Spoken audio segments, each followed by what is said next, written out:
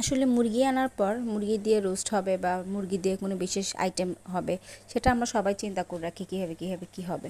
কিন্তু পরবর্তীতে যখন ঘিলা মাথা এগুলো সব রয়ে যায় তখন কি করি। বিসমিল্লাহির রহমানির রহিম। আসসালামু আলাইকুম। ভুগিচুকি এলোমেলো পেজ থেকে আমি নিপা আপনাদের সবাইকে স্বাগতম জানাচ্ছি।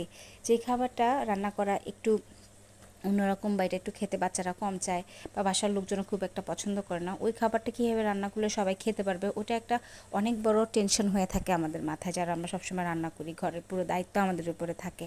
তো ওইভাবেই চিন্তা করলাম যে ঘিলা মাথাগুলো তো রয়ে গেছে, রোস্ট তো খাওয়া হয়ে গেছে, তো এটা কিভাবে খাওয়া যায় এবং এটাকে কীভাবে মজা করে রান্না করা যায়। তো যেভাবে চিন্তা করলাম, ভিডিওতে যেভাবে দেখতে পাচ্ছেন আমি একটু অন্যভাবেই এটা রান্না করেছি। তবে এটা রান্না করার পর খেতে অনেক ভালো হয়েছে। সাথে নিয়ে নিয়েছিলাম কাঁচামরিচ, একটা পেঁয়াজের টুকরো আর শসা, লেবু। তার সাথে গরম গরম ভাত আর হচ্ছে ডাল, পাতলা ডাল। সব কিছু মিলিয়ে অসাধারণ হয়েছে, খেতে খুব ভালো লেগেছে। আসলেই মজা হয়েছিল, অনেক মজা। ধন্যবাদ।